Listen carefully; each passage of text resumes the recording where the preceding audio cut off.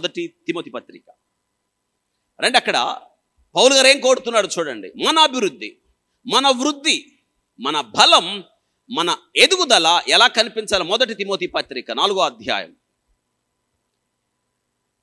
15వ వచనం. 4:15 నీ అభివృద్ధి అందరికీ తేటగా కనబడు నిమిత్తం వీటిని మనస్కరించుము, వీటి యందే సాధకము చాలు. తిమోతి, నీ అభివృద్ధి అందరికీ తేటగా కనిపించాలి అని చెప్తున్నాడు. చెప్పండి, అందరికి ఎలా కనిపించాలి? నిన్ను చూచినప్పుడు అబ్బా అనుకోవాలి, ఆహా అనుకోవాలి. ఏమనుకుంటున్నారు మనం చూసి? ఏది వృద్ధి, ఏది అభివృద్ధి, ఏది ఏ ఫలాలు ఏవి?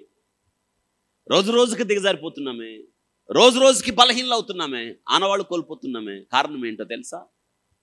నువ్వు బహుగా ఫలించాలి, నువ్వు నా యందు నిలిచి ఉండాలి, నువ్వు నాతో సంబంధం కలిగి ఉండాలి, నా యొద్దకు రండి అంటున్నాడు. అనగా మనం దేవునితో కలిసి ఉండాలి, దేవునితో సంబంధం పెట్టుకోవాలి, అప్పుడు మనం ఫలిస్తాం. పేరు పెట్టాడు మేరబుకి. మేరబు అనగానే ఫలించేదానా, వృద్ధిలోకి వచ్చేదానా, అభివృద్ధి చెందేదానా. కానీ ఆమె వృద్ధిలోకి రాలేదు. తెలుసా, దావీదుకు భార్య అవ్వాలి ఆమె.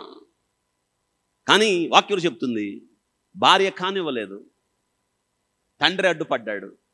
నిజంగా ఎంత విషాదం ఈ జీవితంలో. నీ అభివృద్ధి అందరికీ తేటగా కనిపించాలి. ఇదే ప్రార్థన ఎబ్బేజ్ అంటున్నాడు, ప్రభువా నిశ్చయముగా నీవు నన్ను ఆశీర్వదించే. ఈ కోరిక మీకుందా? నువ్వు ఆశీర్వదించు ప్రభువా, నిశ్చయముగా నీవు నా ఆశీర్వదించి నా సరిహద్దులు విశాలపరిచి. ఏంటి ఆ సరిహద్దులు?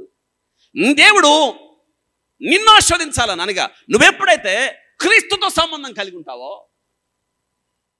ఆయనకి దగ్గరగా ఉంటావో, నువ్వు అభివృద్ధి చెందుతావు, వృద్ధిలోకి వస్తావు. లేకపోతే మనం వృద్ధిలోకి రాం. నిన్న ఒక మీటింగ్కి వెళ్ళాను నేను నర్సరావుపేటలో. వెనుకొండ నుంచి వచ్చింది ఒక ఆమె అంత చదువుకున్నాము కాదామా,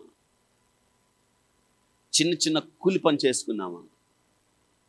ఆమె ముగ్గురు కొడుకులు, వాళ్ళ కూతురు, అంత చిన్న పిల్లలే. కొడుకులు అందరికి 24-20 సంవత్సరాలు ఉంటాయి. వాళ్ళందరూ తీసుకొచ్చింది ప్రార్థనకు.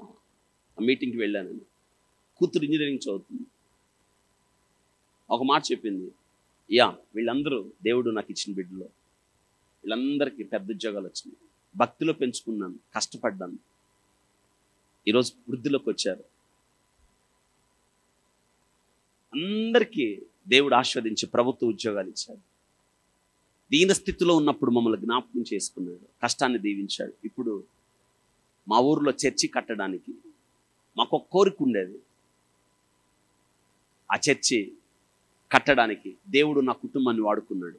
వేరే వాళ్ళ సహాయం తీసుకోవాలా, చర్చి కట్టేసాం ఊర్లో. అక్కడ చాలామంది పేదవాళ్ళకి సహాయం చేయడానికి దేవుడు మమ్మల్ని వాడుకున్నాడు, విస్తరింప చేశాడు, నా బిడ్డలను వృద్ధిలోకి తెచ్చాడు. ఆమంటుంది వీటన్నిటికీ కారణం దేవుడే. భక్తిలో పెంచుకోవడానికి బిడ్డల్ని సహాయం చేశాడు. ఈ బిడ్డలు నా మాట అనుకోండి ఎప్పుడు దారి తప్పలేదన్నప్పుడు నాకెంతో సంతోషమైంది. వృద్ధిలోకి రావడం, అది అభివృద్ధి తేటగా కనిపించడం అంటే అది క్రీస్తుతో మనం కలిసి ఉన్నప్పుడు, ఆయనతో సంబంధం పెట్టుకున్నప్పుడు ఇదే వృద్ధిలోకి రావడం.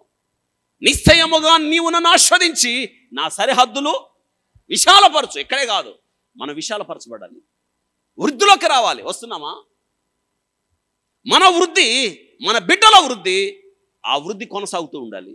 ఇది ఆగిపోయేది కాదు. ఈ జీవం, క్రీస్తులో ఉన్న ఈ సారం ఆగిపోయేది కాదు, మనలను వృద్ధిలోకి తీసుకొస్తుంది. ఆయనతో, ఆయనలో, క్రీస్తులో మనం